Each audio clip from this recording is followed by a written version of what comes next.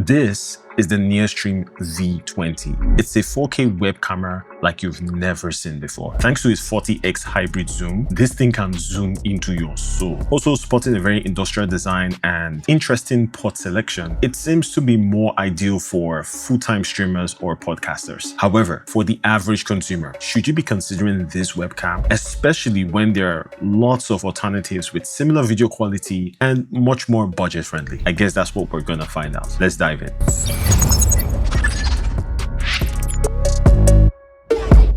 Great. Now, this webcam was sent to me by NearStream to make this review. However, I'm gonna tell you how it is, man. I'm under no obligation to say anything nice about this webcam. I'm just gonna tell you exactly how I feel about it. But let's get back to the video. So out of the box, what do you get? So you get the web camera itself. You get a USB-C cable with a USB-C-A adapter that's attached to the end of the cable, so you're not gonna lose this. I like this. And you get the manual, so it's pretty straightforward here. Now, speaking about the design, I actually like it. It's not flashy. It feels very industrial, so to speak. Although when the LED light turns red from muting the mic, it gives Overlord robot vibes. I'm looking at this thing like, bro, we good? Also, it's quite dense, solid feeling, and very durable. The size might be a little bit of a bummer for some. It's quite chunky, as you can see, and it comes with a 1/4" screw. I understand why that's the only real option here. When you look at the length of the webcam itself, it wouldn't make sense to have it on one of those platforms that you can just put directly on your monitor. I think the weight and the balancing might just be a little bit off. If you're thinking of picking this, just make sure your setup can accommodate the mounting option.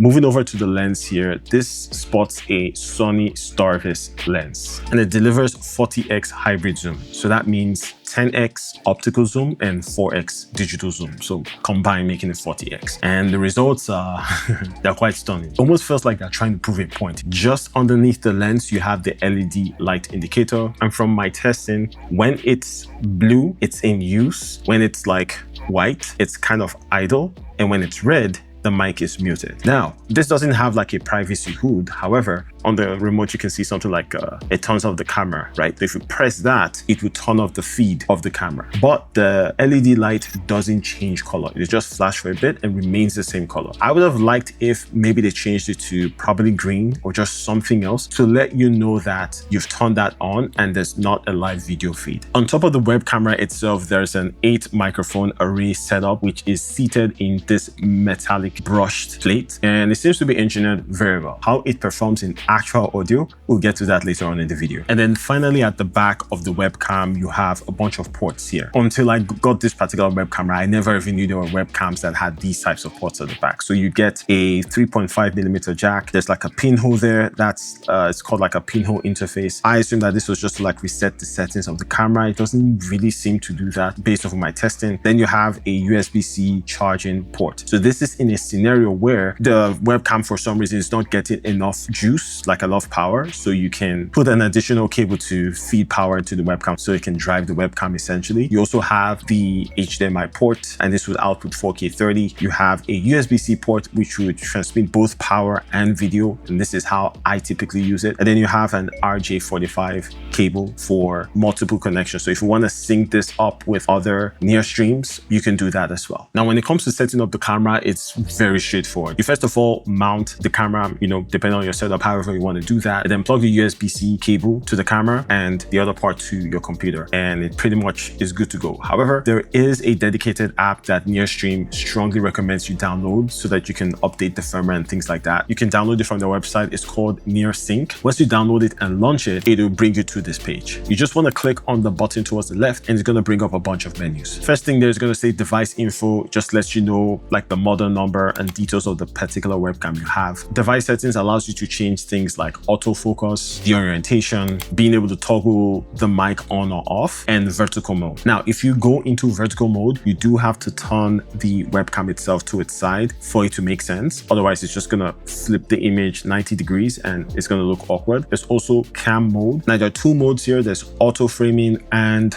panorama. For the auto framing mode, from my experience, all it really does is it just punches in to fill the entire frame with your face. So I just set it to panorama mode, which is just giving me the full field of view of the camera itself, and it stays that way. And for the video settings, it's pretty straightforward, very self-explanatory. You also get to change between 50 Hertz or 60 Hertz, and you get HDR mode as well. This will just kind of extend the dynamic range, and more of that later on in the video. And the last option is where you get to update your firmware and things like that. And it's very straightforward. You just click on update. It's gonna download it, install it, then it'll restart the native app, and then you're good to go. Now, let's check out the image quality, one of the most important aspects of any web camera. So what you're seeing right now is coming straight directly from the NearStream V20. Nothing done in post, just raw footage. I will remind you that this is still a web camera, so don't expect like mirrorless quality here. But it does hold its own, and it's better than most average web cameras out there. And it should when you consider the price. I mean, it's a 4K web camera and the clarity shows, but I found the image to be a little bit grainy. Even though I tried to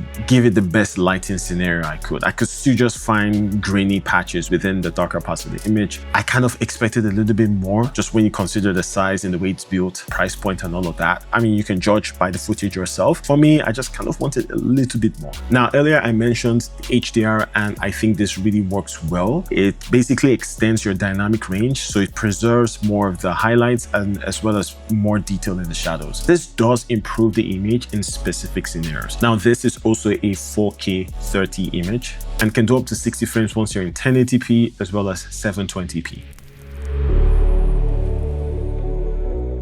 Yeah, so I wanted this to be a quick audio test of the 8 microphone system on the NearStream V20. It's a fan that's running in the background, and it definitely should be captured by the mic. Now, this does say it has automatic noise cancellation. So far, I've not been able to see a specific setting where I can turn it on or off, so I would assume that it's on by default. So let's see how well it's doing in terms of rejecting any background noise and isolating my voice. But again, this is what you can expect to get in terms of the audio. I've had it before. It's very usable in like meetings and stuff like that. But if you're in a more professional setting, you're streaming, you likely want to get a dedicated mic anyways. This is what you can expect to hear just using the microphone array system on this particular web camera. So real quick, just want to show you how insane the zoom of this web camera is.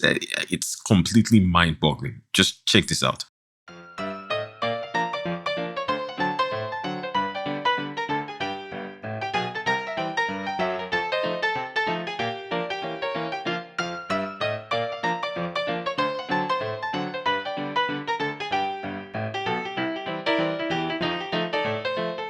Yo, dude, why is it zooming this deep?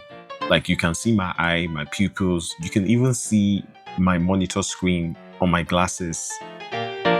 Like, this is insane. Why something is able to zoom this much is completely mind-boggling. But I'll say it's impressive, to say the least. Now, there are some things I noticed during the course of testing this webcam. When you have the remote, you have this button here that allows you to bring up things like input, picture, presets, things like that. Once you activate it, the menu is in reverse, so it's kind of difficult to navigate. I did everything to try to fix this, even flipping the image in the dedicated app, it didn't work. The way I was able to get around this was through OBS Studio. So I basically flipped the image horizontally, and that way it fixed the menu thing. Now, speaking of that menu system, it also allows you to change image presets. And what I see here is that it just tends to crank the contrast or, increase the saturation depending on what preset you go with. For me personally, the standard preset seems to be the best looking, the most natural looking, so that's how I would keep it. But you can play around with this to see which one you like better.